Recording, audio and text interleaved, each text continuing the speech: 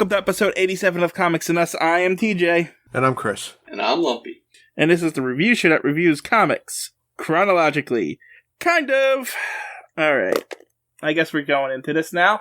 This is Batman number 18. It was released, it is the August-September issue, but it was released in September 1943.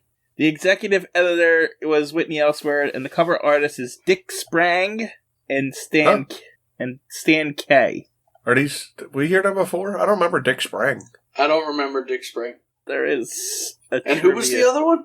Hold on. This is the first cover art issue by Dick Sprang, so... Look at that. See, now I would remember Dick Sprang. But he might have done other credits and like pencils or something somewhere along the way. The other one's right. Stan K. K-A-Y-E. I don't think I remember him either. I don't know. Well, this is a Batman issue, so we're covering 4 stories, so I'm just going to get the credits out of the way. First story was written by Joseph... Oh my god. Samachson?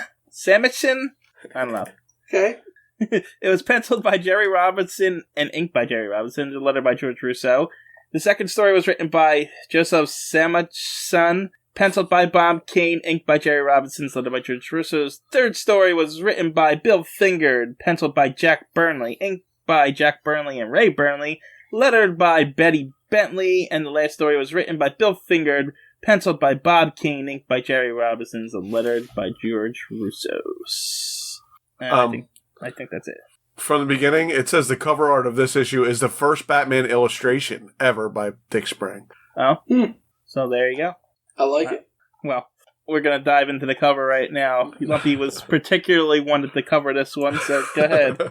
Ensure the 4th of July. Buy war bonds and stamps. We got a big old firecracker, and he's blowing up Nazis, and there is a dead Hitler at the top. Which I think he's dead. His eyes are... No, I think... I see stars closed. around his head. I think he's got a headache. Yeah. They're not dead Nazis. That's Hitler. That's the Japanese emperor, I think. Okay. You're probably right. And what, Mussolini? Yeah, it has to be Mussolini, the third axis of evil over there. I don't remember what the third one was. Oh. Although it looks more Russian than Italian, but... Huh. Yeah, I don't know what the axis... I forget what the third axis is off the top of my head. I would have to look it up. But yeah, that's who it is. That's the leader of the 3 leaders of the axis being exploded by Batman and Robin. Alright, go ahead, Lump. Sorry. I thought it was done very well. Principal members were Nazi Germany, the Kingdom of Italy, and the Empire of Japan. Yeah, so that's definitely Mussolini. Yes. So it's just a big yellow background, and the 3 of them being exploded.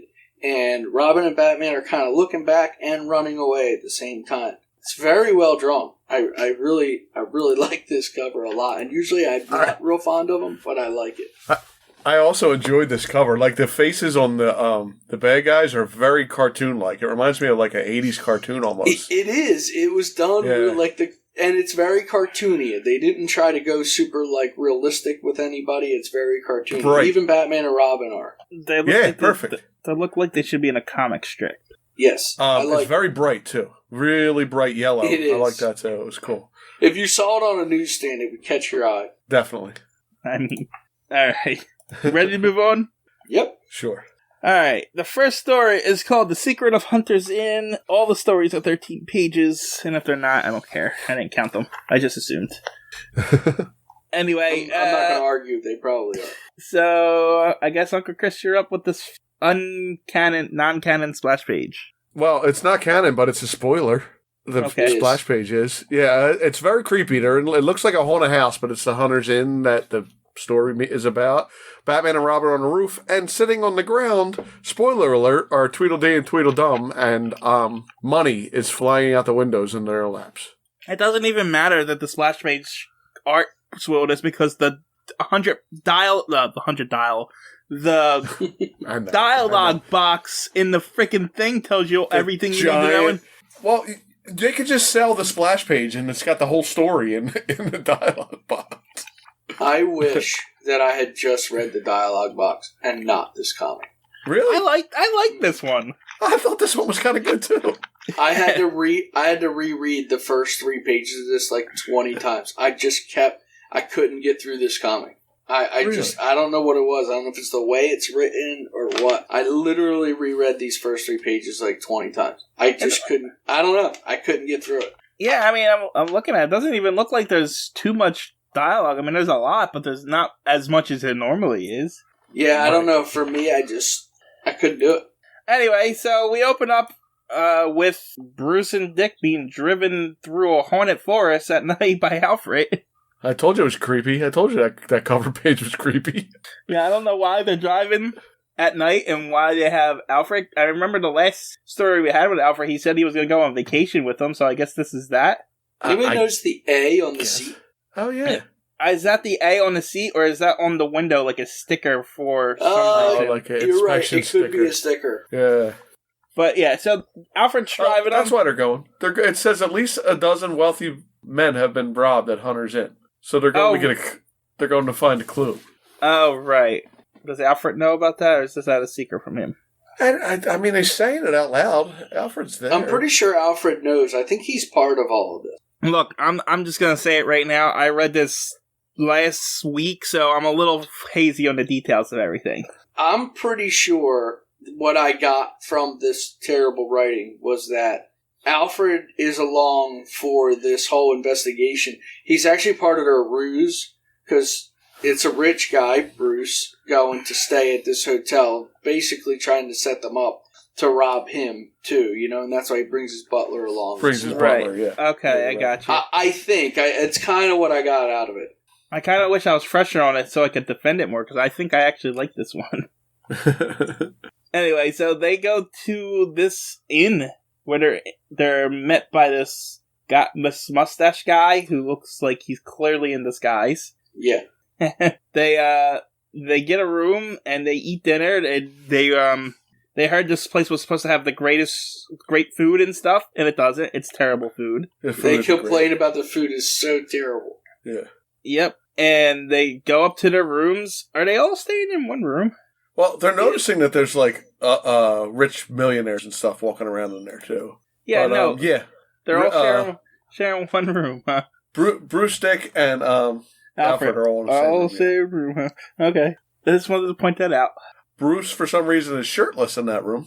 Yeah, I know. and Dick looks like he's aged 15 years. He's huge. He's huge, Jack, like muscular. Yeah, he is Jack. He's been working out. I'm like, this is not. Anyway, so they're getting ready for bed, and they hear someone yell, "Help!" And they quickly get changed in Batman and Robin. They say second later they're Batman and Robin, too. So. But they can't be seen coming out of the suite, so they jump out the window. They climb out their window, and then onto like a balcony, right? Onto a balcony. Then they jump through the other window. They do. They walk past an open window. That's what I was going to say. The one window looks like it's open, and then in the next panel, they've busted through it. So I'm like, was the window open or not? I feel like they walked past the open window. They're like, don't go through that one. We got to make an entrance here. What are you doing? The more things stay the same, man. They just... Anyway, so they bust in, and these two guys are robbing a millionaire or something like that, and so Robin throws... Wow, I didn't notice till you pointed out, but yeah, he looks like adult teenage Robin in this one. Yeah, you see him, he's like huge. Yeah, he's not far off from Nightwing in this one. No, but he throws luggage at one guy, he hits another guy with a lamp. I don't know, it looks like Batman murders a guy? Uppercuts this guy in the butt. I'm not sure how the guy in the butt, and the guy's head explodes. I don't know how that guy gets in that position. I'm not sure. It's a little rough. I don't know. That's weird. And then, unexpectedly, this small guy that definitely doesn't resemble a Tweedle walks in and throws a bomb at them, which has bees in it. Yeah, there's bees in the bomb. Okay. It's a bees bomb. It's a bees bomb. Anyway, the bees distract Batman, and so Batman and Robin throw a guy at him, and they run away. From the bees. Well, it's weird because the not Tweedle says he's not allergic to bees, so they won't sting him? I don't understand. Sense. Zero. Yeah, I don't get that. He's immune to bees, but they don't go near him because he's immune to bees, and then they say he he's immune to bees, but not to thugs, and they throw the guy at him. Well, maybe he has them trained. I don't know. I don't know.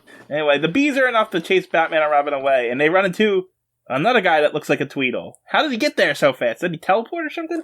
I don't know. I mean, he's got the same beard and everything. It's got to be the same guy. Yeah, I don't know. Man. I don't know. Robin says two fat men. I mean, Batman says two fat men that look exactly alike. Yeah, I know. I was just playing it up. No, I thought it was supposed to be one guy, but they realized it's two right away. No, they wanted you to. The Tweedles wanted them to think that, but they didn't fall for it because they've already experienced this game. Anyway, but they don't figure out that it's Tweedle. But Robin does say it brings back memories. Yeah, but then in the next panel they said they must be the Tweed brothers. They escaped from jail a little while ago. I see it now. Yeah. But so they run into the other Tweed here, but then in the next panel he's in an elevator. Did they just let him walk into the elevator? He's not. I think he ran into the elevator. Okay. Like when they got in the room, I think he darted into that elevator. Even though he's a little chunky guy, but anyway, so he jumps into the elevator and he pulls a switch and gasses Batman and Robin. Yeah. But he's in an open elevator. Anywhere. Yeah, no, he's glass. in an open. It's not glass. That's a glass door. No, it's not. Well, it doesn't matter because a second later he's out of the elevator anyway. That's what I'm saying. Gas. He doesn't go anywhere, and he comes right back out into the gassed room. Anyway, and Batman and Robin are knocked out for the 55th time and the 41st time. Batman knocked out? He's thinking he can hardly move. He's awake, isn't he? I would assume they're knocked out for a while. He might not be knocked out yet because he will be tap, but then he's out because but you're right. I'm pretty sure he's out. You're right. He's tapping to get Alfred's attention, and he taps because he taps on the door, and then he passes out because then Alfred sees Batman and Robin unconscious, and he brings them back into the room. Right, and when he sees them, Batman's feet are like up in the air, so I think he's unconscious. And so Alfred brings them back in the room, and then he hangs them from the balcony because that's what that looks like. It definitely looks like he just killed Batman. He definitely killed Batman. He lowers them both unconscious down the balcony and with out a rope. To the car with a rope. And he says, as he's leaving, he says, "The master's already left. The noise was too much for them, and we're leaving." And so he gets in the car and drives them away until they wake up the next morning, I guess. Good morning, they say, yes. He says good morning, so yeah, I guess it is the next morning. And so they're Batman and Robin are mad that they got beaten. So they're going to go back. And so they go back and they run into a crook, a former crook named, I don't know his name. Soup McConnell. Soup McConnell, there you go. And he's like, "I don't know what you're talking about. That never happened here. I'm reformed." And he's like, I was just reading it. So I could find what happened. And he says, Batman's like, "Oh yeah, then where did all these new guests come from overnight?" He's like, and Soup's like, "They've been here for a long time. What are you talking about?" And he says, "Those are the two thugs that were at the inn last night." And he's like, "Everybody here is reformed." And so Batman and Robin go on a rampage and start attacking all the guests. Yeah, they start beating people up. Yeah. Which is wrong. Yep. It's not the first time they've done this. No, it's definitely not. I saw Batman beat up a bunch of cops one time, so. Yes. And so after, they beat up the guests with tennis rackets and stuff like that, everybody starts chasing after Batman and Robin, and they're like, "Get them!" And then Soups smacks Batman in the back of the head because that's his weekend, so he knows that for sure. And then Soup's like, "All right, leave. We don't want no trouble, but you asked for it. Now get out of here before we call the cops on you." So they kick Batman's ass and throw him out of there. Yeah. Pretty much. Yeah. Yeah, not really Robin. I mean, Robin kind of holds his own, but they kick Batman's ass. Well, because Robin's been working out. That's why. They tell him get out. And they leave. Yep. But Batman's like, something's not right. Something's different. So they decide to wander through the forest, and lo and behold, they find another hotel just down across the road through the forest. Through the woods, I think. Yeah, through the woods. How did they not know there's another hotel? It's because like the road. It's not that far. Changes. Yeah, they don't have Google Maps. That's fine. You can't see it through the trees. My point is not, guess wandering now. How does the other hotel doesn't know there's a hotel down the street? They do. This is the whole. They do. Yeah. No, they don't. Trying to play it off that they don't, but they do. Oh, is that what it is? Yeah, they do. No, Batman and Robin just attacked a bunch of innocent reformed crooks. That's what that was. Is false. Yeah. Anyway, so Batman and Robin go back into the house, and then they're going upstairs, and then they fall through. The stairs open up. Yeah. Trapdoor. Yeah. They're running up the stairs, and suddenly the stairs open up. And they fall down into the basement where Tweedledee and Tweedledum are waiting for them. And this is where... Yeah, well, brilliant deduction, Batman. Now, will you and the little lad kindly enter this cell? Please. Please and thank you. And they do, kind of. But then Batman throws a smoke bomb and they run away again. I know, Batman's kind of a sissy this time. Like, he's running away a lot. Yeah. Well, was it the next issue we find out he can't do anything without Robin, so... Yeah. It's true. So they run away, and then Batman and Robin come across a map with switches on it. Yeah. And roads on and roads off. They push a button, and we get 3 panels that are slightly different, so someone got lazy with that. But essentially, the roads shift over to block off one road to get people to come to their hotel or to go to the other hotel. The bushes. So the bushes decide to block off whatever switch they hit changes where the bushes are to block off which road. It's cool. It's like the Batman, the 60s Batman series. It's like the Labyrinth. Now, I thought it was neat, but my problem is they just escaped from prison. When do they have time to do all this? Man, you got people doing this stuff when you're not around. It's money. That's how money works. Yeah. And they just money solves everything. Okay. This is pretty elaborate. They have to have a machine underneath these things to shift the road. The whole road is on something. So that's fine. That's fine. You can just forget about all that and move on. Okay. Because it's over. All right. So meanwhile, we go back and Batman and Robin are trapped in the elevator, or they went down the elevator.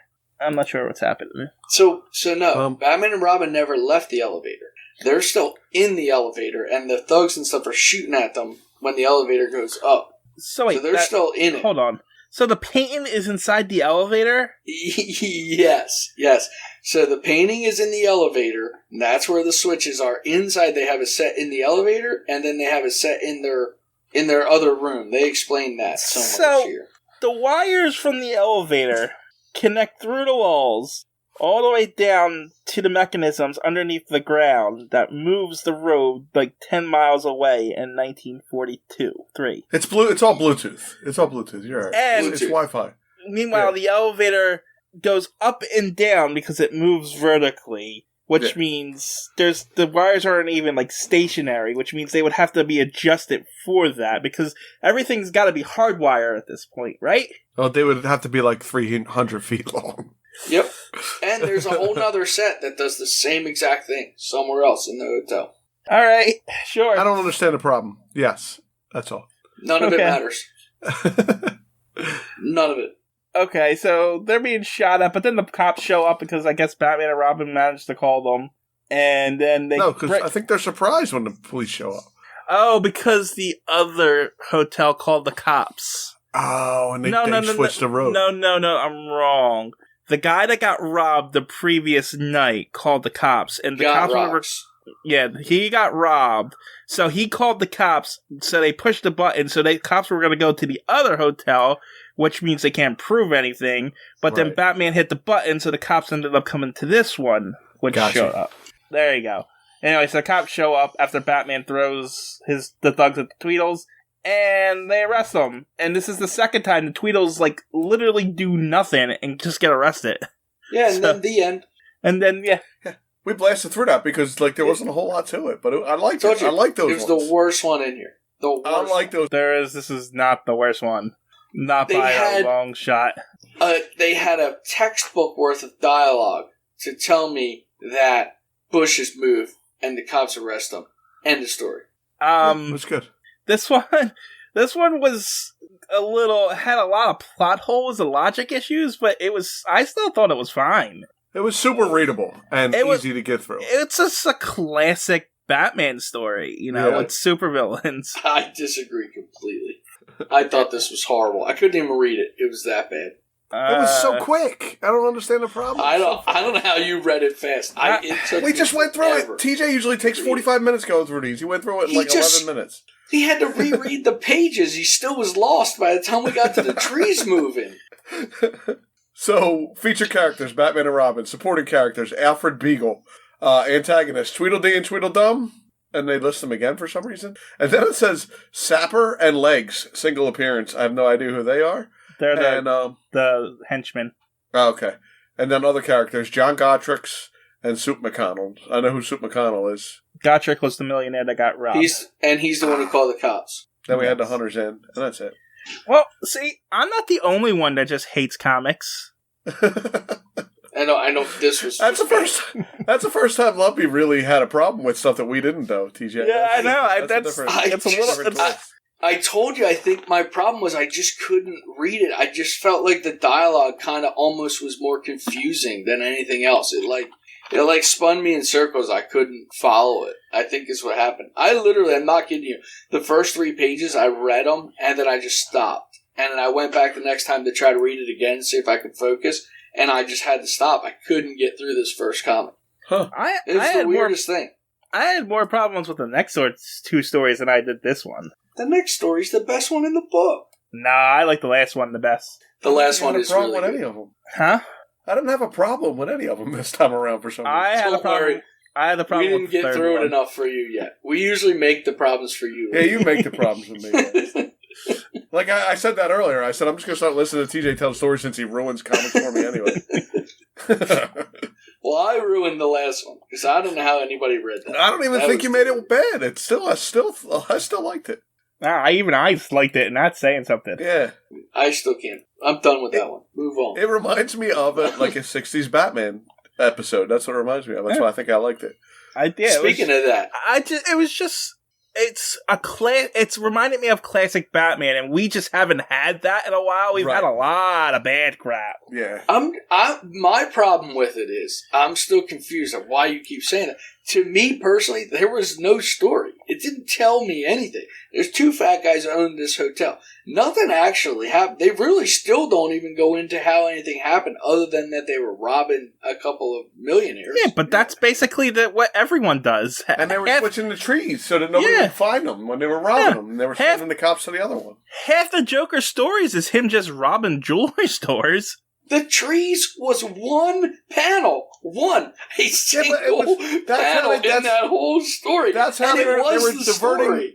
That's how they were diverting the police the whole time. And then Batman turns it over so the police can get to the real hotel. Batman walked through the woods for 3 seconds and found the other hotel. You think that single bush moved one time and it made everybody not know there were 2 hotels there? That doesn't make sense on a logical level, and I pointed it out, but if you think about it in comic terms, it's really nothing. The Tweedles were framing the other crooks in the other hotel who have gone straight, essentially. They're using them to get their ill-gotten gains. See, you read it all wrong. That's not what was happening. The other crooks were in on it. No, they weren't. I thought they were too, but they were all in on it. No, they weren't. Only 2 of them were. Only 2. All in on it. No, only Everyone. 2 of them. Only 2 of them. Because when you read that panel with the cops, he said, you gotta go to the other hotel and go grab the other 2 that was working with them. False. No. I don't want to talk to you about it anymore. I couldn't even read it. That's why I couldn't comprehend it. For someone who read it, it's because I read it 12 times and still couldn't understand the story. That's my point. For someone who read it so many times, you obviously don't know what happened in it. Worst story ever. I'm moving on. Robin studies his lessons. That is the second story. Alright, Lump, what's happening in this non-canon splash page? Robin has his textbook open. There's a lot of math problems. And then it says the word cane sugar. Oh, they're not math problems. Oh, okay. Yeah, no, it's chemistry. They're chemistry. Now I got it. Okay. And inside his comic book is a mini Batman beating up a bunch of thugs. And for victory, buy United States war bonds and stamps. Gotta make sure we get that in there. Alright, so this one opens up with Dick kind of trying to sneak up the stairs, And then Bruce like, what are you doing? And he's like, nothing. And he's like, hand it over. And so Robin hands over his report card. And Robin's really bad at everything, apparently. Everything. No, did they really make... What grade is he in? Like 5th at this point? Maybe 6th grade? Did they make him take Latin, chemistry, physics? Algebra, English, and grammar. Well, algebra makes sense, but isn't English and grammar the same thing? Yes, I think so. I mean, that is young age, right? But algebra, like, I didn't have that until I was in high school. Oh, that's true, too. I'm just saying these are advanced classes. Yeah, well, he's not advanced because he's failing. Well, yeah, he's got... The highest score he got was a 55 in English, which is still... He doesn't know that his grade... Something's going on, like his... Like, Robin didn't look at that and say, wow, something's going on here. And he does. He actually does. He says, I tell you, I don't understand it. Right. I know my chemistry, for instance, backward and forward. But Bruce doesn't believe him. So Bruce should go talk to his teacher. We'll get there. Right? That's the evidence. He's not a good parent. He's a crappy parent here. You're not wrong. He just doesn't believe him. He just doesn't believe the kid. The kid doesn't even know what to do now. Well, I mean, but then how would they tell this story? It would be over. It would be 2 pages and we're done. Yeah, and that's it. We don't need to tell this story. This story is bad. Because it makes... Not only does it make Bruce look bad as a parent, but it makes him look bad as Batman, too. I'll give you that. It definitely makes him look bad as Batman. He's not even a good detective. That's true, too. He's supposed to be the greatest detective. He can't figure out why his brilliant son is failing chemistry. He knows the kid. He knows the kid's not failing. He's like, come on, this is wrong. Something's wrong here. So in Bruce's defense here, if you look at it on the other side, Bruce is looking at it like, I know the kid is smart enough. The reason he's failing is because he's too tired in class. That is true. To Bruce do the makes work. An excuse, so he kind of blames himself. But yeah, so that's like fair. In his defense there, I could give him that, where he's more like, hey, you got to stay home and work on your stuff and get a good night's sleep. You can't be out doing this with me all night because you're not able to do your work in school. I know you're smart enough. I know you can do it, but your extracurricular activities are affecting your schoolwork. Fair enough, but I still don't believe he would fail every class. No, I still think Bruce could have just talked to the teacher and figured this all out without having to do all this shit. Right. Like, even if he was falling asleep in class and, like, not doing his classwork and homework, he's smart enough to ace the test because he already knows the answers. Right. Yeah, but that doesn't change the fact that if he's falling asleep and stuff in class, then Bruce has to stop him from doing the other stuff. Yeah, but I'm just saying... That's looking at that report card, with those scores being so low as it is, it should have been a red flag. And it wasn't. That's why Bruce told him he wasn't allowed to go on missions anymore until he gets his grades back. But my point is, if half of them were passing and half of them were failing, I would understand what you're saying. But every class he's failing? He should have failed one class. Then Bruce would have that would have worked, yeah. Then it would have been like, yeah, okay, maybe this is getting to be too much for you. But failing every class is just, I'll tell you okay. What. If Bruce didn't notice that the grade slowly went down, then he really is a crappy parent. That's true too. That one, you don't just see the report cards; you get reports back from the teacher, and you see tests. Yeah, why didn't the teacher call and say, "Hey, I'm worried about Dick. He's slipping in class here, and I'm worried about his grades or something." You said Dick slipping. Sorry, I cut out myself. I mean, I get what you're saying, but I'm still on Bruce's side here. I mean, he shouldn't have this small child out fighting crime anyway. But I mean, that's the reality of all of it. We're fighting about his grades, but he puts him in danger every friggin' night. So I'm just saying, if we're going to suspend our disbelief in one way, you got to do it for the other way too. Right. So yeah, let's just get on with this comic then. But anyway, yeah, he's like, all right, Robin, you can't come out anymore. You're grounded from being Robin, essentially. Right, you got to stay home and be a dick. Yes. Can't be a Robin anymore. So, Batman gets dressed and starts to do his nightly routines without Robin. And he sees some guys robbing a bank. So he goes in. Not a bank. Whatever. What is it? A plastics company. A plastics company. That's right. Okay. Yeah. They're stealing from the plastics company? I have no idea. I kept looking at the pictures. I'm like, I can't remember what this is. There's a tub and a race car I think I implanted bank in my head to make it make sense. Yeah, they're robbing a plastics company. And the stuff on the wall under the Plastics Incorporated is nothing plastic. It's like a boat motor, and I guess maybe a slingshot. Yeah, I don't know what the hell's. And a fishing rod. Is that a fishing rod? I thought so. I thought it was a propeller. Oh, it is a propeller. Yeah. It is a propeller. Are they plastic boat propellers? I guess. I don't even know. Anyway, it's called Plastics Inc. Yeah. Yeah. And for something called Plastics Inc., you would think it's a warehouse, but it looks like a museum. It does. It does. That's exactly what it looks like. There's a bathtub in the middle of the living room. So I don't know what the... And a sofa and a couch. Yeah. Like a sofa and a little, like, regular single chair. But why are they robbing this place, though? What do they expect to get out of it? They were going to steal a bathtub and a chair. And a brush. Why is a brush on display behind glass? I don't know. And because Rob is not here, Batman starts telling corny jokes. He does say that. He's like, I'm even telling jokes like he did. I really miss him. But anyway, he gets in a fight. He throws a guy in a tub. He uses the leather strap. Hit a guy. He throws a brush at that guy. And then he gets tackled behind. He kicks another guy. Then the lights go out. He dodges a flashlight. Yeah. This is a really interesting setup right here. Why is that? It's a tube that redirects light. Yes. The crooks. I don't see that. He says a flashlight. No, he does.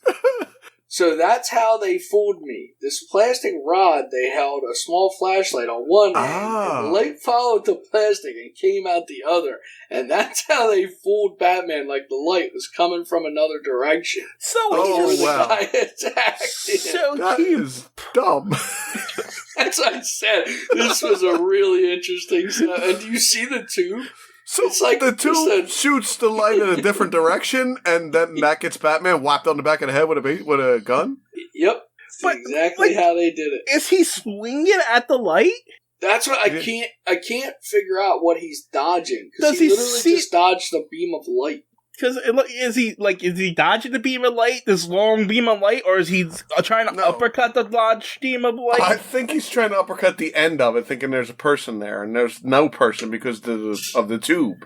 Okay. I don't even understand how the tube works, though. It doesn't work. They don't make that. Anyway, he gets hit in the back of the head, and the bad guys escape. Because it doesn't even knock him out. They just pop him and run. Yep. This is the start of Batman can't do shit without Robin. Yeah, it really ever since he had a kid, he can't do anything on his own. He failed horribly. This isn't the first time he made Robin stay home, and every time Robin's got to come out anyway and save him. Yeah, It's like, do you remember when he used to shooting vampires by himself? Yeah. Now it's just, I don't know. Well, he had a gun back then. That's true. Now he has a Robin. Yeah. You can't teach the kid how to use a gun, so he's got to back off. You should teach him how to use that flashlight tube.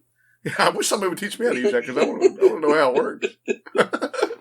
Because the light wouldn't shoot through. It's not water. It doesn't do... I kept looking at it, and I'm like, it's just a tube.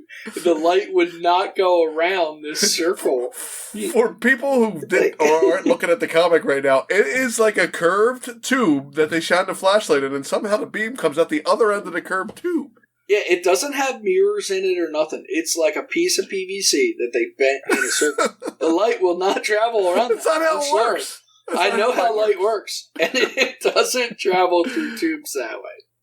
It's not water. Weird. It was really weird. Anyway, the crooks get away, and they are like, that was really easy to get away. He doesn't have Robin anymore. Let's set a trap for him and beat him up. Yeah, it's going to be easy to kick his butt now that Robin's not here. Because, I guess he really got really shitty at everything since... I think they even plan to kill him eventually, don't they? I think so. Anyway, he's, what's the note? Who's sending in the note? That's what I'm trying to figure out here. Harry sent Harry. Boss, everything's set. He's writing it to his boss. Everything is set. Okay, gotcha. So, yeah. So Batman goes home after they set up everything. Batman finds Dick asleep at the desk, so he puts him to bed. Before he even gets changed from Batman. Like, he's still Batman. My question... His kid around. Okay, so there's a day that went by. Because it goes from night to night. Oh, so he left him home overnight? I think he goes home, puts Robin to bed, and goes back out. No, because it says a brief night's rest, and then school again for Robin, and then he goes out again the next night. Okay. And apparently Batman found a scrap of paper, because he always finds scraps of paper, so... Because if you're going to do a crime, you have to write it on a scrap of paper and throw it somewhere. That's how you do crimes. And normally I'd be like, Batman, this is a trap, but he's like solved like 17 cases with him finding a piece of scrap paper, so I guess it makes sense. Yeah, it makes sense. He's like, hey, another piece of paper. This is going to be easy. So he goes to Consolidated Fisheries. I have no idea what that is, but that's the name of the building. And he goes up to the roof, and there's just blocks sitting up there, so he decides to pick them up for reasons. Does he pick them up? Or he says there's no time to puzzle that out now. He does pick them up and look at them and then says, I don't have time for this. And puts them back down. Yeah. Yeah, so anyway, he goes down into it and then firecrackers go off and then the lights go out. And then... then ghostly hands. Ghostly hands appear. I don't know what those are, but... And then the bad guys knock out Batman because he can't see in the dark. We're going to find out all the ghostly hands and everything, remember? So... Well, they explain it right here. Apparently, they put chemicals on the block so that they can see Batman in the dark because it makes his gloves glow. 2 questions. 1, how did they know he would pick them up? And 2, how come Batman didn't notice his gloves were glowing? Well, it was too late. When the lights went out, he probably did, but he was like, shit, my hands are glowing. Bonk, right on the back of the head. I think that's what happened because it's still fairly light outside, and they kind of hint on this later. Anyway, that when Batman finds it, it's still light enough out that he's not seeing the glowing dust. Okay. And it's a chemical, apparently, that they use on that chemical on the floors exploded when Batman stepped on it. Oh, that was the firecrackers. Yeah. Okay. I don't know. They set up an elaborate trap for Batman. It worked. They bunked him. Because Batman sucks these days. Anyway, so Robin's lamenting his trouble. Is that a Batman knockout? Yes. Oh, it is, isn't it? Whoa, TJ. I must have missed a knockout. It's total bullcrap. There's no truth in his art anymore. You don't care about knockouts anymore. Is that what this is? I mean, would be the 56th time he's been knocked out. I'm not even sure why I'm keeping track anymore. Because reasons. We were keeping track because we wanted to see how many times the knockouts and the kills would combine, but he stopped killing like 30 issues ago. He'll kill some more people, don't worry. I have faith that he's going to kill more people. Anyway, at home, Robin's lamenting that he can't be Robin. He picks up his thing, but as he examines in his utility belt, he hears the crooks talking about Batman over the crotch radio. Yes. Yeah. And he talks into it. He says, Batman, what's happening? And then he's like, tell the kid to come. Or no, they take the radio and like, hey, we got Batman, come and get him. So they wanted to get Batman when Robin wasn't around. Now they're telling Robin to come where Batman is. Yes, because they got Batman now. He's by himself. Right, so now they think, well, we might as well get them both now. We've already got Batman, so it's us versus one more, so who cares? Okay. Yeah, and so the crooks are like, come to the fish, and then Batman's like, don't pay attention to them, Rob. Stay home and study. And of course, Robin's not going to listen to him. No, of course not, because I'm not even sure why he listened to him in the first place. He never listens to him any other time. Well, he listens to him for like a half hour, and then he goes and puts his Robin suit on and goes anyway. So he goes to the fishery on top of the roof, and he sees that the bricks are glowing. Oh. See? He almost walked into a trap here. Yep. Yeah, see, now it's darker out, and that's why he could tell that the blocks were glowing. Yeah. Makes sense. Then how did they know that Batman wouldn't show up at a later time and see the blocks glow? Because they invited him over early. Yeah. Yeah, we're having early dinner, Batman. Come over early. Yeah. Anyway, so Robin follows the Batman. So he said Batman wasn't supposed to go in through there, so let me not do that. And then he goes to this giant electric refrigerator and hits it with a hammer? A wrench? It looks like a big hammer. Yeah, I don't know what that is. It might be a wrench. You're right. It could be like a plumber's wrench. What the heck's it called? Pipe wrench? I know a wrench. Pipe wrench. Yeah, that's what it is. Anyway, he hits this refrigerator, which releases gas, which starts choking everybody else. And Robin comes in with a cloth over his mouth, but his eyes are still revealed. No, but he's got his mask on, so he's good. Oh, that mask covers his eyes? Okay. Yeah, he's got. Well, they turn white when he puts them on. There must be something over it. Okay, whatever. So Robin comes in and starts beating them up, throwing the toy ships at them, and then they start to run, and Batman somehow got free in that time and throws a fish at one guy. Robin hits another guy with a fish. But Batman's not choking like the rest of them. Yeah, and is Batman tied up? He was. He was. It's weird because in the one panel when Robin first comes in, Batman's hand is at his side. Well, this says a battling boy pursues after freeing Batman of his bonds. So apparently Robin let him out. Oh, okay. I don't know how he did that, but I don't know when or how, but he did. So they chase after the crooks and they chase away them. And then Batman's like, man, he saved my butt, but I can't let him know that, so I gotta yell at him. Yeah. So he yells at Robin, tells him to go home. And he's like, And as he does this, he's like, that's weird. That was a neat trick with the refrigerator. How did he funk chemistry again? Yeah, he's just like we said on the first page. Yeah. He's just now figuring this out. Right. And Robin's crying in the next battle. He's got tears. But see, the mask does cover his eyes. Okay. It covers Batman's eyes too, as his mask does the same thing, you notice, but that comes back in a few panels. I'll get to it. I'm just looking through some of this stuff and I'm confused. What is Batman getting washed in the sink? We're not there yet. Yeah, we're not there yet. But anyway, yes. Robin goes up to the roof, said he was getting home, but he sees that the crooks had walked through the glow-in-the-dark chemical that the blocks are all there, and he can see their footsteps.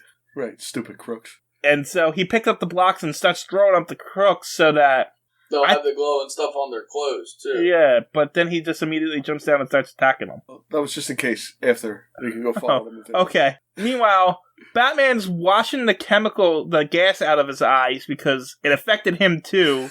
But not Robin. It blinded him. Maybe... I forgot about that. Yeah, exactly my point about the mask. Batman's mask is different than Robin's. Oh, okay. But now Batman took his mask off in this place. There's no one else around. No, Robin's out there. Robin's after. Yeah. So he got all the things out, and he just starts talking about how sulfur dioxide that can act as bleach and stuff, so he can follow them. But then he hears a bang, and he sees that Robin's fighting the crooks, so he jumps in and he starts beating them up too. And they beat up the crooks, and then Batman's like, that was a good idea, but that the sulfur dioxide would have identified them.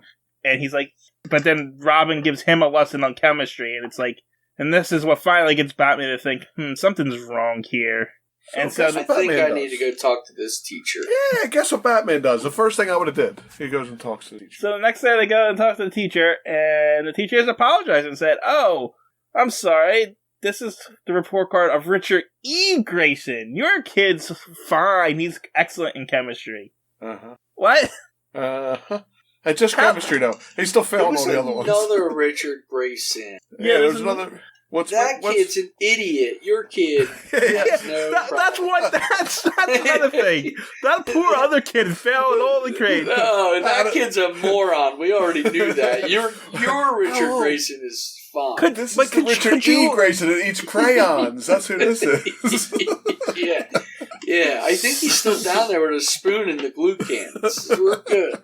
So, I have a lot of problems with the first thing is, did the other Richard Grayson get his report card and took it home? And it's like, look, I got all these great grades.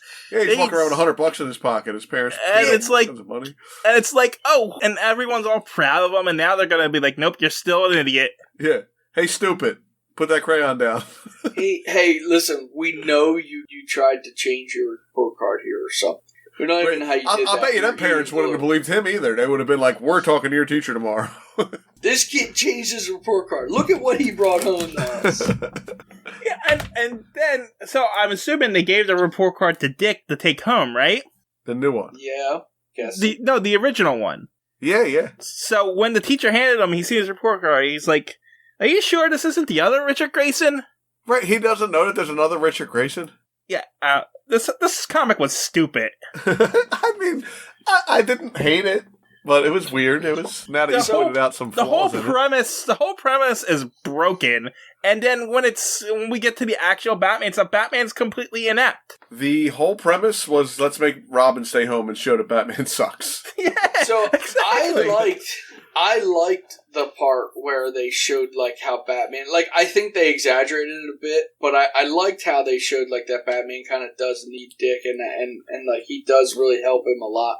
The whole report card thing was just the way they did it sucked, but I didn't think the comic was terrible. I want to remind you that he took down a whole organization of people who killed thousands of people in a blimp by himself. Yes. Yeah. Yeah, but then with Dick, he got lazy. So you start to right. That's even worse. Then that's even worse. What they're telling you in this story is that Batman was good, but then he became reliant on Dick. So I mean, what else got lazy? The synopsis that says who was in this, because it just says Batman, Robin, and an antagonist, Spike and Harry. That's it. That's all we got. No. I don't even remember them mentioning anybody's name anyway. I remember Harry at the end of a letter or something, but that was it. Boss and Harry. But that's it. That's all we got here. Batman, Robin, Spike, and Harry, single appearances. I mean, everyone already knows Robin's better than Batman anyway. He's been saving him since he showed up, so... Batman's better than Robin when he's by himself, but when Robin's around, he can't do it. You're right. I think Robin does make him lazy. He makes him lazy, because he depends on Robin to do his job. Anyway, we done with that one? I'm done with that one. Then we go into our P.S.A. Which I didn't hate. I love this song. No, this is just... P.S.A. bullcrap. I mean, they do kind of tell you right off the bat, like if you read that thing, that it is a P.S.A. They want you to learn about this squad. This police emergency squad, pretty much. You can skip this one. It has no bearing on anything. I guess we don't have this police emergency squad anymore because these guys did everything, huh? I guess. They did. But I mean, you would have to figure they probably had the uptick in stuff like that because of war times and stuff. Yeah. Well, they're probably all old guys, too, because all the young guys are at war, right? Well, no, I don't know, actually. I mean, I guess there was... They get into that. Not everyone went to war at that time. There were some men at home. But they get into that in this comic. Yeah, but there wasn't a lot of men. The women were playing baseball and everything because there wasn't... Yeah, I know. Around. But there was still some that... Some, right. Yeah. I mean, if they don't show any women cops, so... True. You're right. They do not. True. Anyway, I wonder if they let the police stay back because they knew they were going to need them. Maybe. It's possible. Probably like the same thing with the National Guard. They probably didn't get dispatched over there either. Right. Well, they're supposed to be guarding the nation, not in somebody else's nation.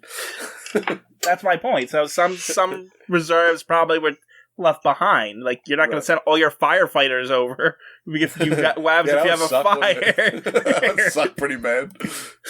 Anyway, so this one's called The Good Samaritan Cops. I don't remember who did the last cover. He did. Did they still have the bucket brigades in the 50s? 40s? 40s. We're in the 40s. I mean, I'm sure they had to, right?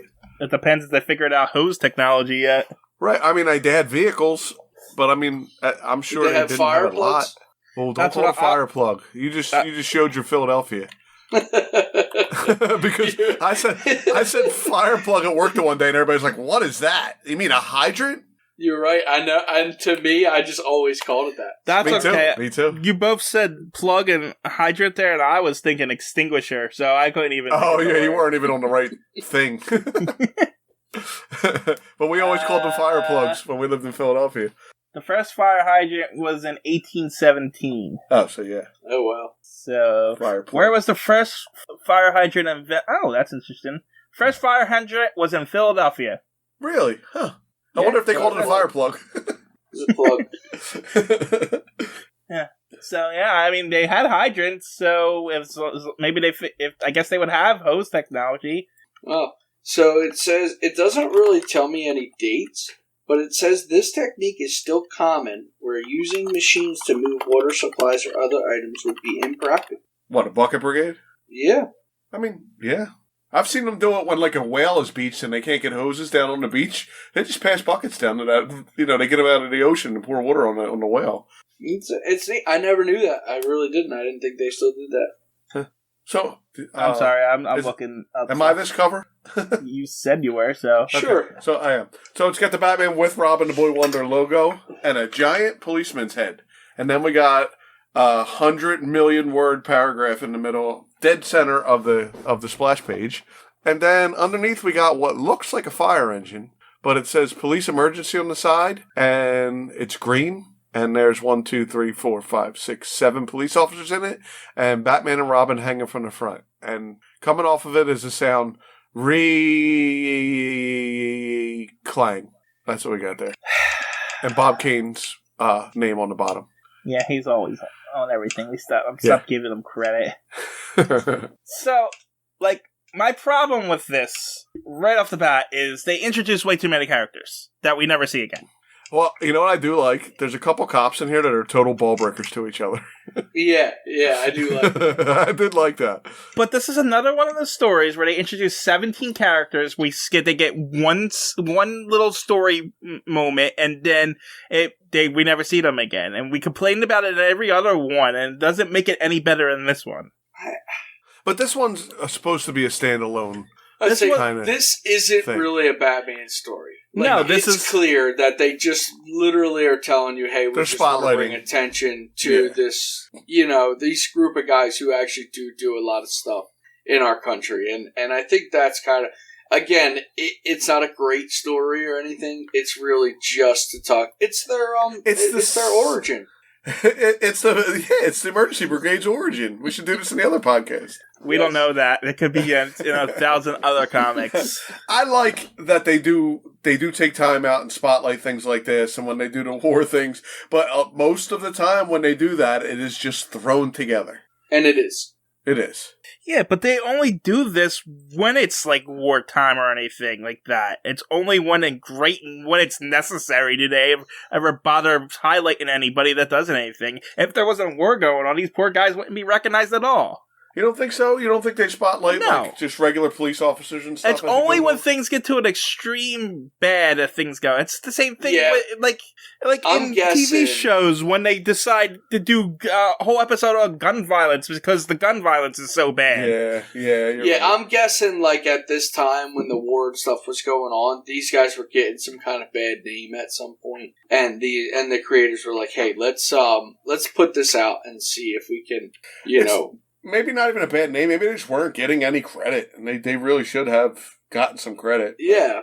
Well, we learned in the last propaganda issue of Batman that people were apparently complaining a lot about rationing and stuff. True. That is true. He does mention that. So maybe these guys are kind of enforcing that in some way. Well, and they're taking away good supplies, and all they do is get cats down out of wires. I do say that.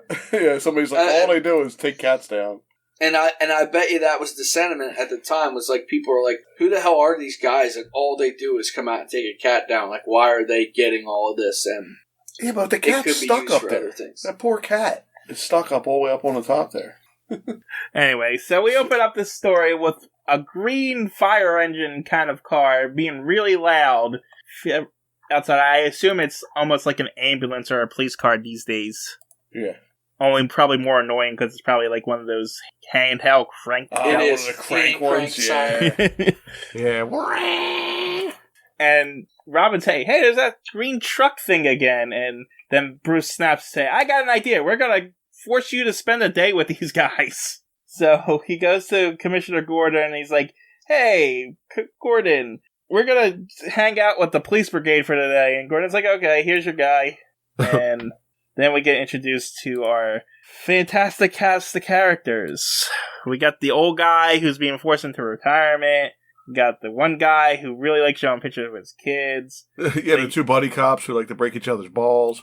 And then we got the new guy who thinks the squad is stupid and does all they do is they're oh, there you go. It's the nursemaid squad. That's probably what they were called. Yeah. And, all they do is get cats out of trees and stuff like that. And they're like, no, that's not what we do. Come on, we got a call. And so they all get into their giant green truck and apparently speed through the trees, making cars crash into each other and stuff. Yeah. But before they get inside, he says, this is Susie, our truck. She carries everything from powdered milk for a newborn baby to pull motors and submachine guns. Yeah, I was confused at that. Like, the only thing I could think of is maybe they didn't have enough people to transport things, and when things were in dire need.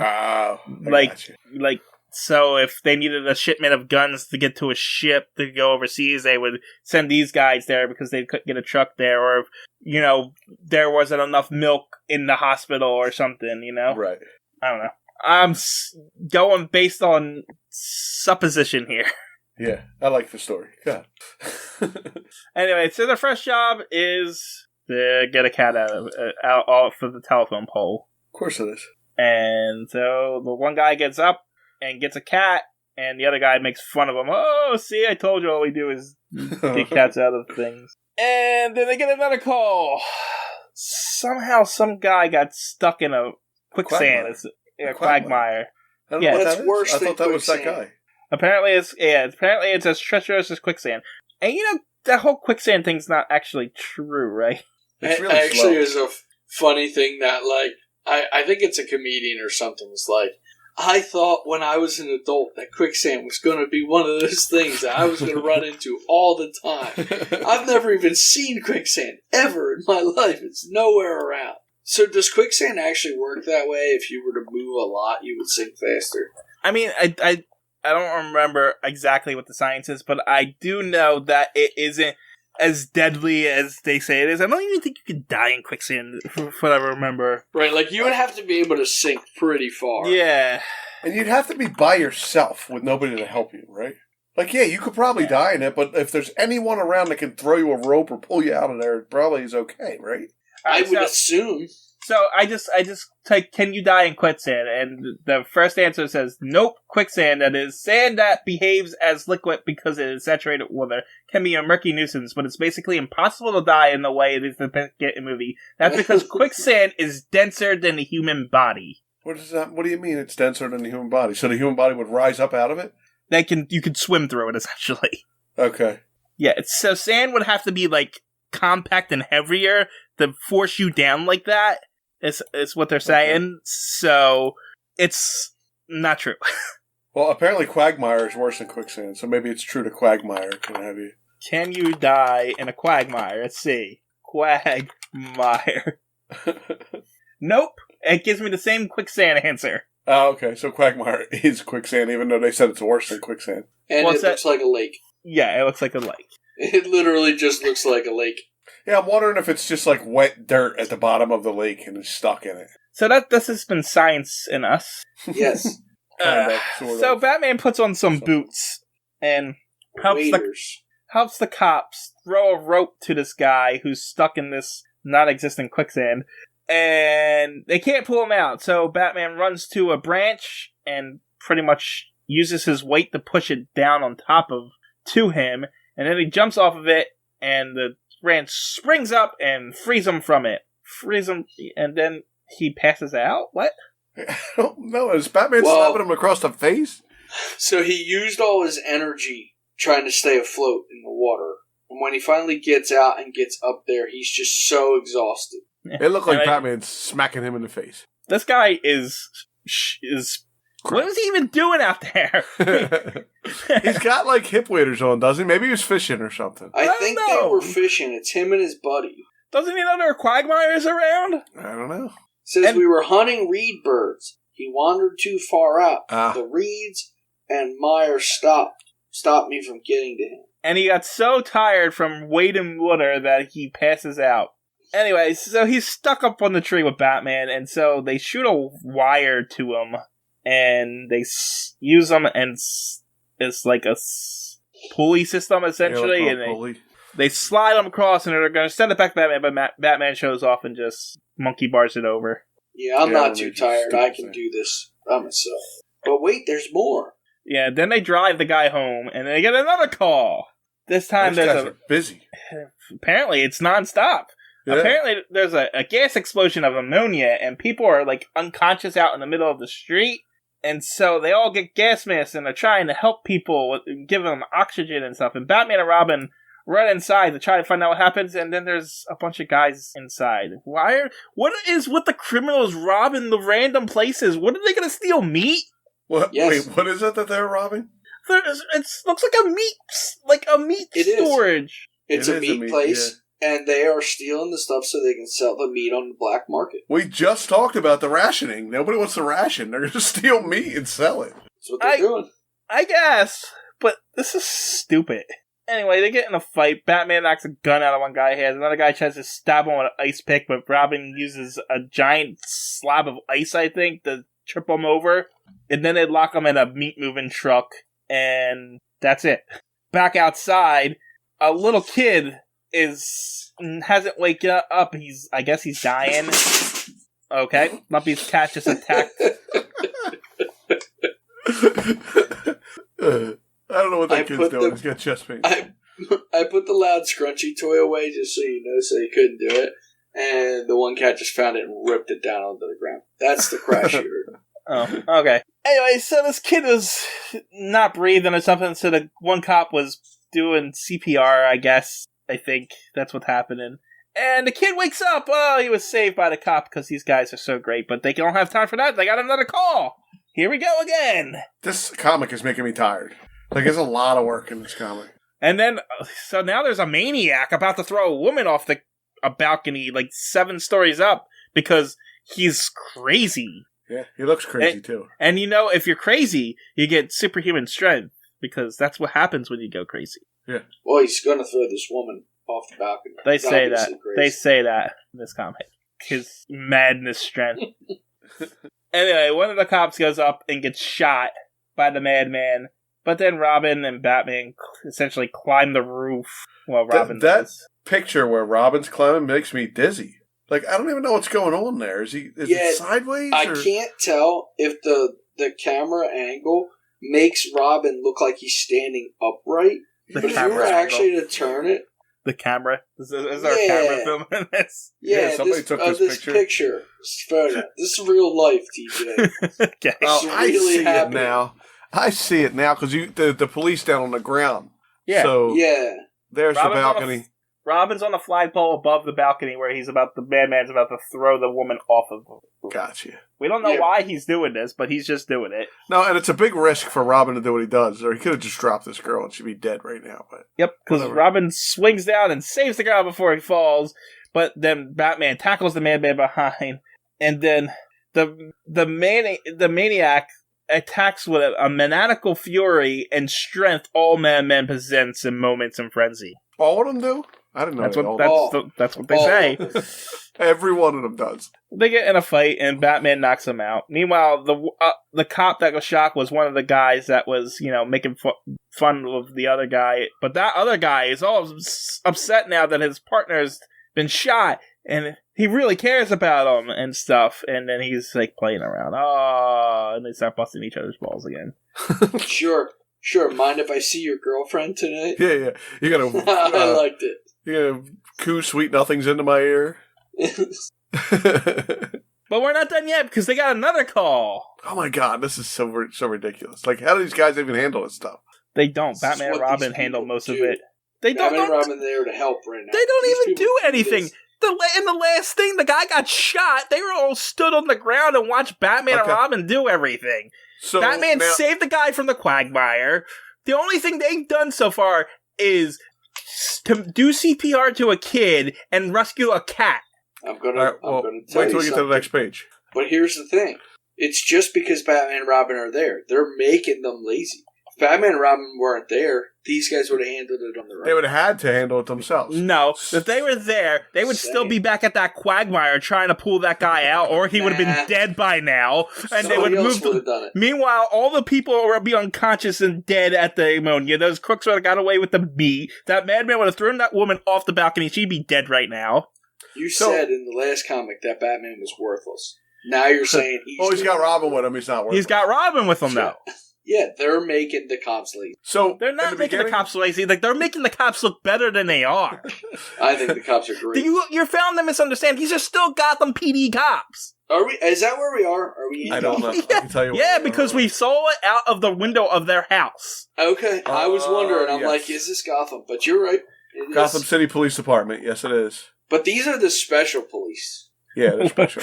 They're special. They sure are special. You're right. So in the beginning, we talked about when they said submachine guns. We thought maybe they were transporting them. We're going to see that they use the submachine guns. Just so you know. Yeah, I know, because now there's. I don't even know what's happening here. There's a shootout for some reason. We're not helping. I actually don't even know. Yeah, I can't remember why. I'm reading through it, and it's not telling me why. In an empty building, Kill Crazy Two-Gun Fowley and his mob defy the police, but now the green truck rolls up to take care of them. Oh, right. The police were already in a standoff for something, but they don't really tell you what. And they say, come and get me, coppers. So pretty much. And Batman and Robin show up, and they just rush this place. The cops couldn't do that themselves? If that's what they were going to do anyway? I mean, they might have, but Batman did it first. Whatever. They go in and beat up all the guys. For some reason, there's a smoke and an axe. I'm not sure what's going on there. Something about gas inside the building, but I don't know where. They're breaking holes through the roof and dropping gas bombs in. Oh, I got it. They're dropping, choking tear gas. Okay. Yep.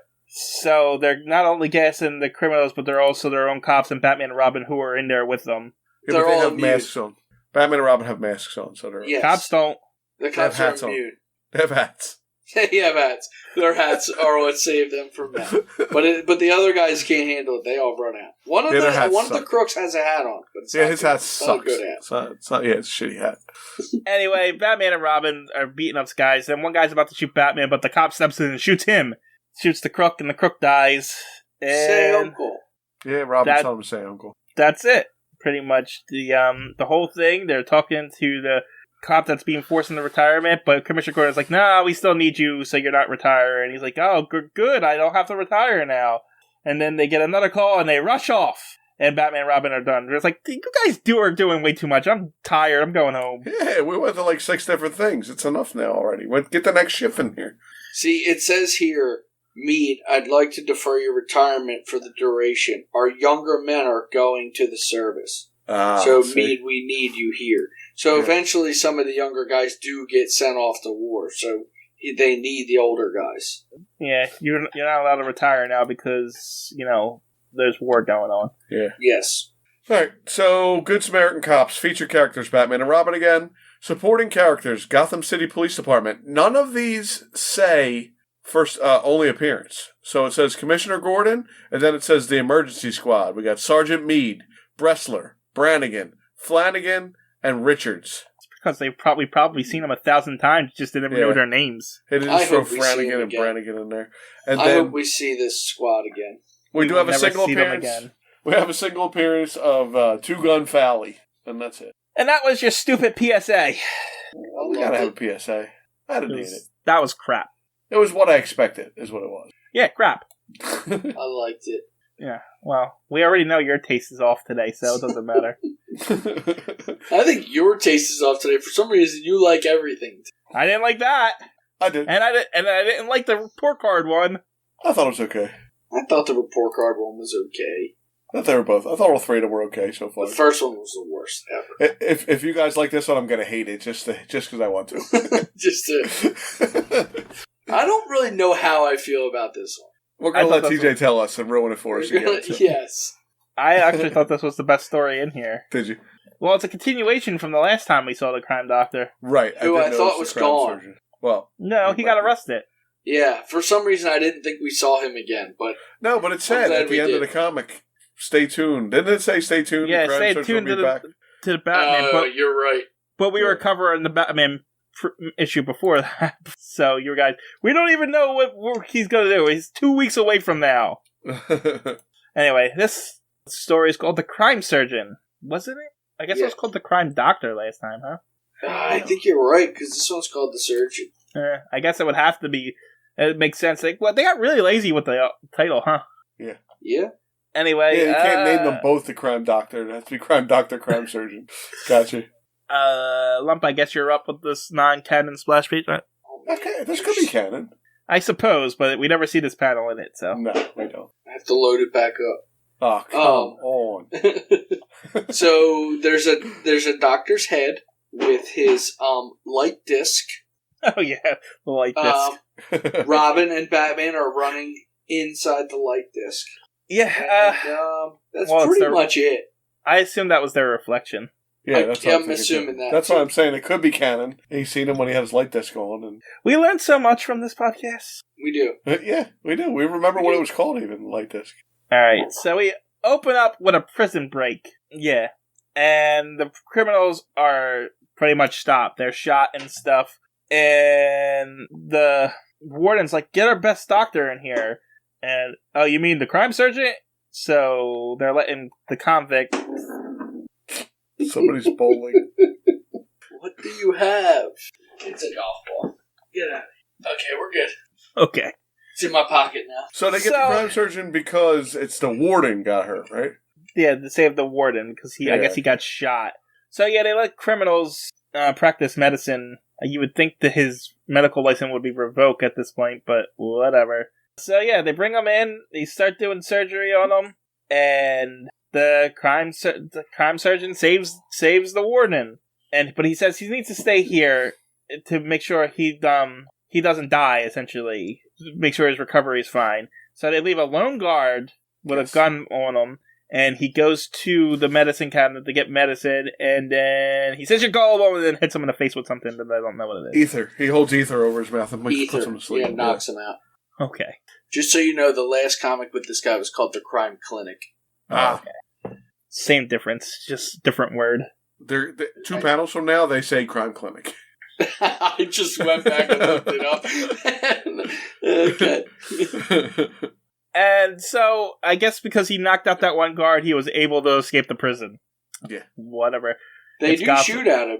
It's Gotham. I think he jumps off the wall, too. Look how tiny he looks when he's falling off the wall. I don't know where he falls to, but apparently he lives. I think into the water. This has got to be the same prison that the Joker escaped from and jumped into the water with that giant duck. Yeah, true. Yeah. Anyway, so the crime surgeon gets away and he reopens up his business, and he's doing it across a bunch of cities, but he's not very smart about it because he goes in a straight line. Yeah, they're able to track him to where he's going, and so Batman and Robin put a plan together. Dick gets dressed up as a shoeshine boy and overhears some thugs talking about the crime doctor being back, and the one thug's like, why are you talking so openly about this? It doesn't matter, it's just a kid. And then Dick goes and reports it back to Bruce, and the crime surgeon's gonna help with this next, one of the cases that he has personally, and I'm not sure what's going on. Okay. We ought to tail flop ears. So, this job, they need to break into a bank. So they get a bunch of the goons to do construction away from the bank to distract the police. Yeah, so the police show up about the noise. And they say, like, hey, you can't be working here at night. Why are you men working here tonight? Since we got orders to finish. You know, I see this a lot in fiction. We gotta distract the cops over here. Does every cop in the city go to that one spot? Yeah, when they want to distract them, they just make all the cops go there. They all drive around in the same squad car. They get in that green fire engine thing, and they all go over. Oh, okay. All right, everybody, empty the station out. We gotta go investigate. There's a lot of noise at this place right now. Oh no! I hope nobody else calls while we're all gone. Anyway, Batman and Robin show up at it looks like the construction site. Am I wrong? Yeah. No, they show up at the construction site and beat up the construction workers. They're not doing anything wrong. They can't be constructing. They're making noise. It's so weird because Robin drops in and kicks somebody with a jackhammer, but then all of a sudden the doctor's there. Yeah, and Batman attacks and punches the doctor, and then Robin's about to get crushed by whatever that heavy machinery scooper thing is called. Yeah, that's it. Scooper thing. Scooper thing. They do call it a steam shovel scoop. Scooper. Say TJ, you're right. Anyway, the crime doctor, Robin dodges out of the way. Crime doctor runs through a tunnel and gets in a green car and gets away. Yeah, 3 days. three days later, a mobster wants a job from the help with the job from the crime doctor, and his assistant blindfolds him and takes him to it, and then we get a bunch of panels of just darkness and car noises and stuff. Lazy panels is what we get. Chug, chug, hiss, chug. Even chug. one says moo moo. One says moo moo, cackle cackle. Yep. Clang, clang, bong, bong. It all comes back later. Yes, it does. So I get what they were doing, but it is lazy. It is lazy. It's like you could have done this in one panel. Anyway, so the assistant brings the mobster to the crime doctor, and crime doctor's like, "You're not a mobster." Oh no, I'm sorry. He's talking to the mobster, and then his assistant throws Robin into the room. This guy's been following us, and the crime doctor's you're not a mobster. You're Batman. And how did Batman have his mask underneath the? He always does. He always has his mask underneath his makeup. He also gains a mustache at some point or something. Yeah, he looks like Hitler in that last one. When in the last panel. It made me want to buy war bonds and stamps when I saw it. He literally has a hat and a mustache on for him as disguise. That's it. There's no makeup. How did he? Whatever. He pulls that whole face off. Okay, whatever. So there's a fight. Robin kicks the assistant and then gets shot by the assistant. And the crime doctor hits his assistant over her face. You're not allowed to kill anybody. Stop it. We steal stuff. We don't kill people. Yeah, we steal. We don't kill. So Batman is like, is he dead? And the crime doctor is not yet, but we have to operate now. And so this is the second time that Batman helps the crime doctor do a surgery as they take the bullet out and save Robin's life. So we got a medical doctor who's probably doesn't have a medical license and an untrained assistant here doing surgery on a kid. Okay. Now, anyway. Was that at a surgical center, or were they in like a dirty prison? No, they were probably in his hideout somewhere. I'm sure it wasn't sterile either. So. No, you know what? And we learned out later, the crime hideout is in the back of a truck, so... Yeah, I forgot about that. They probably just did it in the back of the truck. Yeah. Okay. Hope he don't get an infection. Batman's like, alright, we gotta... And the doctor's like, you gotta take him to a hospital. He's like, okay, this is a truce for now, but we're not done here. And so he takes him to a hospital. And then he retraces his steps, essentially, Batman. Because he was blindfolded. So now we find out what all that things were. The Chug Chug was a train. Wait. Before you get to the train, you know how he gets back to where he was? He was counting his pulse beats on his wrist. So he knows how many beats it was to count the minutes to get there. Because he knows his heartbeat's a certain amount. So he knows it was 4 minutes before the Chug Chug. It's no more stupid than him counting in his head the whole time. So what difference does it make? Yeah, the story's been told 1,000 times in 1,000 different ways. It's all ridiculous, but it's a classic. So who cares? I guess he doesn't have a stopwatch on him or anything for right now. Yeah. So whatever. So the Chug Chug was a train. The Clang Clang was a blacksmith because apparently there's still blacksmiths just on the side of the road. Yeah. And then I don't get that one. It is what it is, but I don't get that one. And then they went over a bridge. That was another one. They hear the moo was obviously cows. So moo moo, cackle cackle. I don't know what cackle cackle is. That was the chickens, right? Okay. I guess. And the roar was the waterfall. And then he finds the spot where he was, and he sees nothing but tire tracks. And it was the crime clinic was on wheels of a trailer. Yeah, and guess what? They backed that trailer all the way up until the license plate got imprinted on the mountain. That was my favorite part of this whole comic. Yeah, so it's imprinted. It's backwards, but it's imprinted. So Batman's like, he calls, I guess, the police and the state police and says, "Hey, I need you to check this license plate for me." And they're like, "Okay, Batman, here." And they bring it to him while he's in the hospital with Robin. And Robin is like, he's sad he's going to miss all the fun after being shot. So, on the outskirts of a gold field, for some reason, the crime doctor... Huh? Yeah, there's a lot of words going on. There's lots of words. The crime doctor is leaving the room of one of his thug's sick wife. But later, one of his other goons comes to him and says, "Hey, we have to move up the job because they're moving the gold quicker than sooner. And then the doctor has a dilemma. Does he go and save the wife that he needs to save tonight for some reason? Because apparently she's going to die if he doesn't operate immediately. Why he didn't just do it there, I don't know. But whatever. He wanted to, but he had to move the job up. No, when he's leaving that night from the room. Why he can't do that? What he needs to do right there while she's in the coma instead of coming back later. Because the guy comes and gets him out of her room and says, we got to do that job right now. No.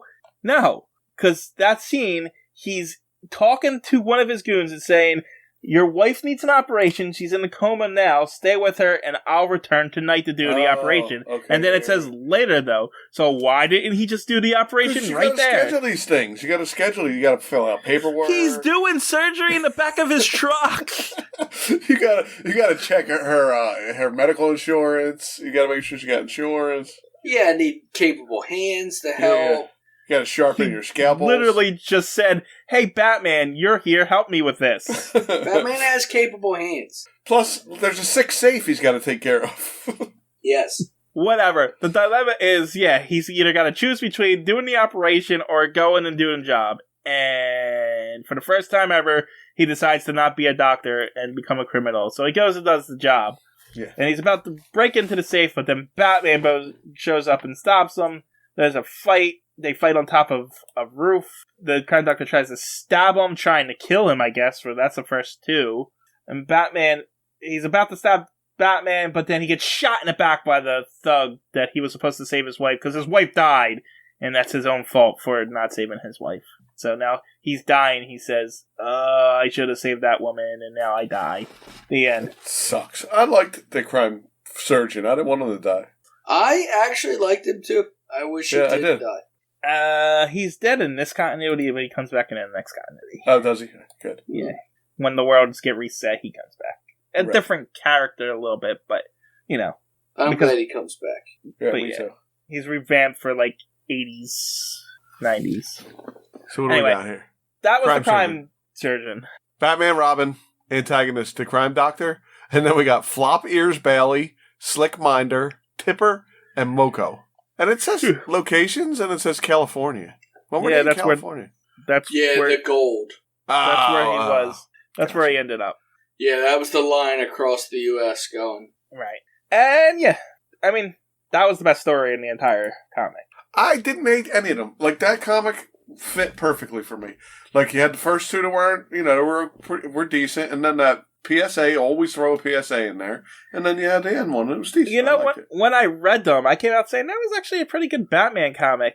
Yeah. Considering I liked the last three. I just had such a hard time reading that first one.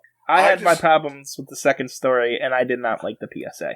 I had a problem with the first one, but the first one felt like a Batman, like a classic Batman. That's story. what I think too. Yeah. Yeah, and for me, I just didn't get that.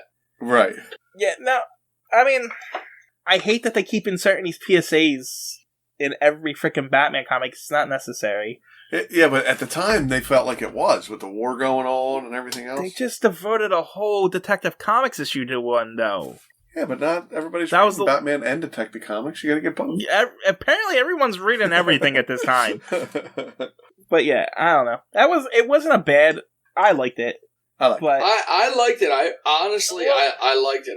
The first comic was hard for me to read. I say I liked it, but I liked it after I was done reading them. But going through with them, I have problems with every I think we always do, though. We always find something, even in the ones you like. It's not meant to go over page by page with three of us, picking out all the criticizing it the whole way. Anyway, we've definitely covered worse Batman comics. We've definitely covered worse Detective Comics. I've had ones, like he said about this first one, where I couldn't even get through the damn comic. I'm falling asleep. It took me a week. Yeah, some of them are. This definitely wasn't one of those. Yeah. But I can't wait until the war's over so I stop getting these goddamn PSAs about worst bonds and stamps and shit. You made us read the Spider-Man comic and the other thing where he was, had... Nope, I did not make you read anything. That was Lumpy's fault.